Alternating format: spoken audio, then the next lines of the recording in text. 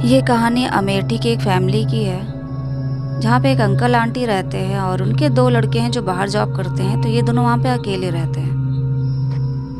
उस मोहल्ले की दिक्कत ये थी कि वहाँ पे एक बस्ती थी, झोपड़ी वाली बस्ती, और उस बस्ती के 4 लड़के, जिनका काम यही था कि रात में टहल टहल कर मोहल्लों में देखना कौन सा घर खाली पड़ा है, कहाँ ताला पड़ा है, और तो रात में वो लोग फांद कर उन्हीं घरों में जाते थे, बंद पड़े मकानों में, और ताश पत्ती खेलते थे, दारू पीना, यही सब उनका काम था। बहुत ज़्यादा उनकी एज भी नहीं थी, सब 14 से 15 साल के चारों लड़के थे। बहुत डांट खाते थे और मार भी खाए, पुलिस की कंप्लेन भी हुई, लेकिन फिर भी उनको कोई फ़र्क नहीं पड़ता था। कई सालों से ये काम करते चले आ रहे थे, तो वो होता नहीं, लड़के ढीठ हो जाते हैं, उनको कोई फ़र्क नहीं पड़ता डांट और मार से। तो ये चारों भी ऐसे ही हो गए थे। अंकल आंटी के यहाँ एक खाना बनाने वाली आती थी, तो वो एक दिन आंटी से बात कर रही थी धीरे धीरे कि चारों लड़के, कोई सुनता है नहीं, बहुत समझाया जाता है, और 3 तो वापस आ गए, एक लड़के का आता पता नहीं है, सुबह से सब परिवार वाले उसको ढूंढ रहे हैं। अंकल ने सुना तो वही पूछने लगे कि वही चारों लड़के पकड़े गए क्या? कि नहीं बाबूजी, पकड़े नहीं गए हैं, चारों पता नहीं वही रात में फिर वही पहले की तरह सब निकल जाते हैं। 3 वापस आ गए हैं, लेकिन एक का पता नहीं चल रहा है, सुबह से घर नहीं आया है। और उन तीनों से पूछा जा रहा तो वो तीनों बिल्कुल बोल नहीं रहे, इतना डरे सहमे से बैठे हैं रात से। वो तीनों कोई कहानी सुना रहे हैं रात में उनके साथ क्या हुआ था, लेकिन कोई विश्वास नहीं कर रहा है, क्योंकि सब लड़कों को ढूंढने में पड़े हुए हैं। वो दिन बीता, वो खाना बनाकर चली गई और ये कह के गई कि ठीक है बाबूजी, कल आएंगे, देखते हैं कुछ पता चलेगा तो बताएंगे आके। दूसरे दिन जब वो खाना बनाने आई, तब आंटी ने पूछा कि कुछ पता चला। तब वो वहीं पे बैठ गई और उसने पूरी कहानी सुनाना शुरू किया कि उन लड़कों के साथ हुआ क्या था। और वो भी बहुत डरी हुई थी, क्योंकि जो सब चीज़ें हुई थी उससे चौथा जो लड़का था वो अभी तक से बिल्कुल बोल नहीं पा रहा था। हेलो, मेरा नाम आंचल है और आप हैं मेरे साथ मेरे YouTube channel real horror incident पे। अंकल भी वहीं बैठ गए, सुनने लगे कहानी, तो बताने लगी। इधर के मोहल्लों में कई बार जब उन लोग को डांट पड़ चुकी थी, क्योंकि अंकल जहाँ रहते थे वहाँ भी 1-2 मकान खाली थे, तो वहाँ पर भी ये सब लड़के 1-2 बार फांद के गए रात में, तो मोहल्ले वाले ने डांटा, कंप्लेन भी कराई, तो जिससे भी इधर आना वो लोग बंद कर दिए थे। तो उसने जो कहानी बतानी शुरू की, वो कहानी इस तरह से थी कि 4 लड़के, जब इन लोग का इधर उधर मोहल्ले में जाना बंद हो गया था और काफ़ी कंप्लेन हो चुकी थी, तो कल के दिन ये लोग बहुत दूर किसी मोहल्ले में निकल गए थे, 2-3 कॉलोनी पार करके। और जिस मकान में ये लोग गए थे वो मकान काफ़ी सालों से बंद पड़ा है। कहा जाता है कि वहाँ पे कोई टीचर रहती थी, अकेली रहती थी, और उसके रात में किसी ने मर्डर कर दिया था, उसकी बॉडी का कहीं अता पता नहीं चला, और उसी घर में ये चारों लड़के चले गए थे। छोटा मकान था, तो ये लोग बाहर की दीवार से ही फांदते हुए छत पर चले गए थे। वहीं पे ये लोग अपना सिगरेट और दारू वारू जो पीना था पी रहे थे। तभी वहाँ पे इन लोग को जाल के नीचे से, एक जाल छत पर था, नीचे से हल्के हल्के रोने की आवाज़ सुनाई दी।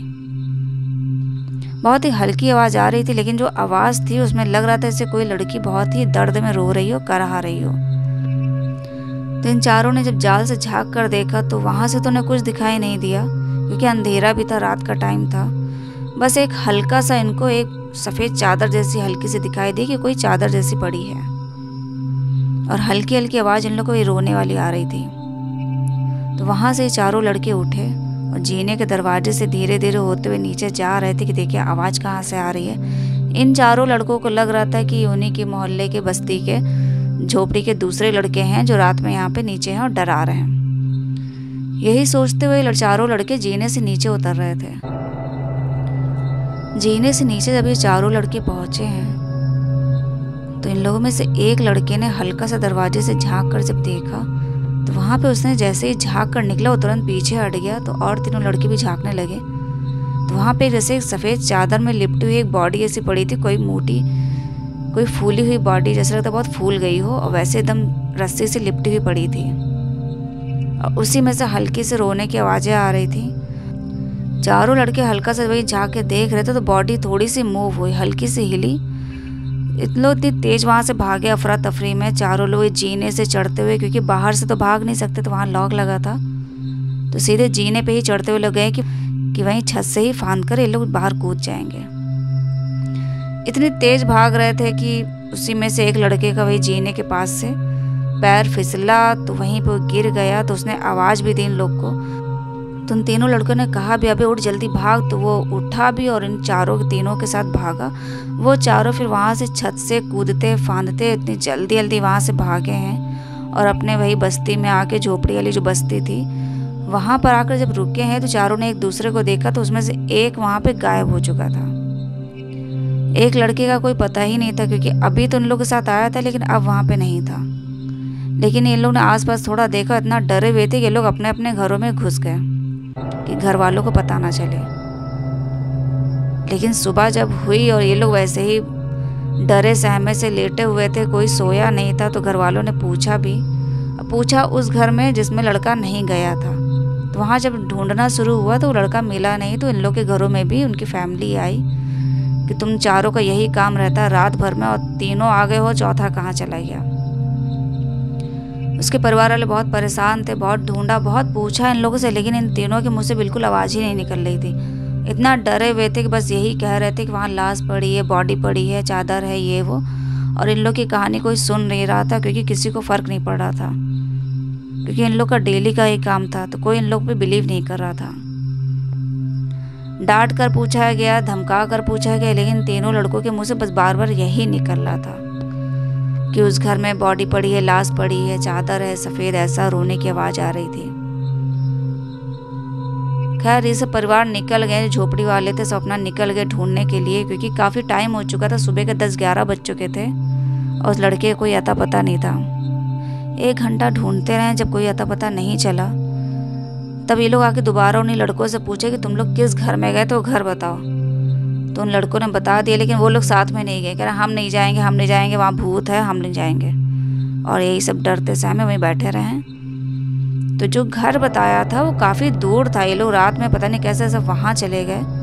तो 1-2 मोहल्ला कॉलोनी पूरा छोड़ के पता नहीं कौन सा मकान था, और वो मकान जब ये लोग पहुँचे हैं तो वो मकान काफ़ी सालों से खाली पड़ा था और उसके अगल बगल के मकान भी किराए पे नहीं उठते थे, सब खाली पड़े रहते थे, क्योंकि उस घर में सबको यही था कि यहाँ पे किसी का मर्डर हुआ था और उसकी रोने की आवाज़ आती है। अब ये लोग ऐसे तो ताला तो तोड़ नहीं सकते थे, लेकिन बाहर से आवाज़ देने लगे तो और भी लोग मोहल्ले के इकट्ठा हो गए आसपास के, और वो सब भी जानते थे कि इनके लड़के हैं, रात में चोरी चकारी करते हैं, दारू शराब पीते हैं। काफ़ी गर्मा गर्मी का माहौल रहा। कॉलोनी वाले भी डांट रहे थे, फटकार रहे थे इन्हीं लोग को कि तुम लोग के लड़कों का काम ही यही है, रात भर यही सब करते हैं, परेशान कर रखा है इन लोगों ने। लेकिन इन लोग की फैमिली इतना रो रही थी कि उन लोगों ने कहा अच्छा ठीक है, जाओ फांद के देख के आओ, देखो अंदर ही पड़ा होगा। तो उस लड़के का जो पापा था वो अपना वहीं से दीवार से ऊपर से बाहर से फांदते हुए छत पर पहुंचा। छत से जब वही जीने पे गया तो उनका जो लड़का था वो जीने पे ही वही नीचे पड़ा हुआ था। उसके सर पर भी चोट थी और पैर पे पूरे सब काफ़ी घाव, सब निशान बने हुए थे, जैसे लगता है किसी ने काफ़ी उसको पैरों से खरोंचे मारी हैं और काफ़ी चोट पहुंचाई है। उसके फेस पे जब पानी के छींटे मारे हैं तब वो उठा, उसको होश आया, लेकिन फिर भी वो अपनी हालत में नहीं था। तो उसके पापा उसको पकड़ के सहारा देके बाहर से फंदवाए हैं, तो दूसरे आदमी ने पकड़ा, फिर घर लेके गए उसको। घर लेके गए, लेकिन वो 3 लड़के इतने ज़्यादा डरे हुए थे पहले से ही, और जो चौथा लड़का था इसकी तो मुंह से बिल्कुल आवाज़ ही नहीं निकली। 2 दिन ये बिल्कुल बेसुध पड़ा रहा। 2-3 दिन बाद जब वो सही हुआ है और चारों लोग बैठे थे तो चौथे वाले ने यही कहा कि मैंने तुम लोग को कितनी आवाज़ लगाई, तुम लोगों ने बिल्कुल सुना नहीं, तुम लोग को सुनाई नहीं दे रहा था, मैं जीने पे गिरा पड़ा था। तो तीनों लड़के बोले कि सुना तो था, तुमसे कहा भी था उठ भाग, और तुम भागे भी थे हम लोग के साथ, तुम यहाँ घर तक आए, इसके बाद तुम गायब हो गए, तुम दोबारा वहाँ चले गए थे। वो लड़का बोला मैं वहीं पे पड़ा था, मैं तुम लोग को चिल्लाता रहा, पुकारता रहा, तुम तीनों सुने नहीं, वहाँ से भाग गए। मुझे तो सुबह होश आया जब पापा ने चेहरे पे पानी डाला, तब मुझे होश आया है, और तुम लोगों ने बिल्कुल मेरी आवाज़ नहीं सुनी, भागते हुए चले गए। उसकी बात सुन के फिर तीनों लड़के एक साथ बोले कि अगर तुम वहीं पे पड़े थे रात भर तो हम लोग के साथ जो लड़का दौड़ते हुए आया था फिर वो कौन था। और यहाँ पे सबसे ज़्यादा जो डरने वाली इन चारों लड़कों के अंदर जो बात रह गई थी वो यही थी, उनको वहाँ पे जो बॉडी पड़ी थी रोने के बाद उससे वो नहीं डर रहे थे।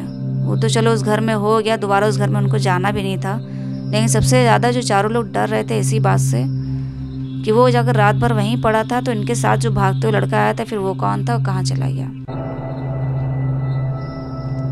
और इस घटना के बाद से ये हुआ कि उन लड़कों ने रात में चोरी चकारी, दारू पीना और सिगरेट पीना ये सब तो बंद कर दिया, घरों में फांदना ये सब बंद कर दिया।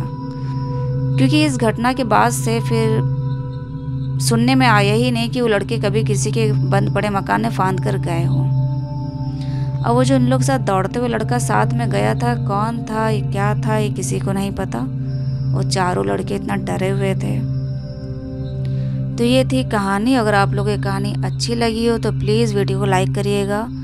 और मेरे वीडियोस में बहुत कम व्यूज़ आ रहे हैं, प्लीज़ चैनल को सपोर्ट करिए। मैं इतनी मेहनत कर रही हूँ, आप लोगों के लिए कहानियाँ लेकर आती हूँ, रियल स्टोरीज़। और प्लीज़ चैनल सब्सक्राइब करिएगा जिन्होंने सब्सक्राइब नहीं किया है। जिन्होंने किया है उनको बहुत बहुत धन्यवाद। फिर मिलती हूँ नेक्स्ट वीडियो में, तब तक के लिए धन्यवाद।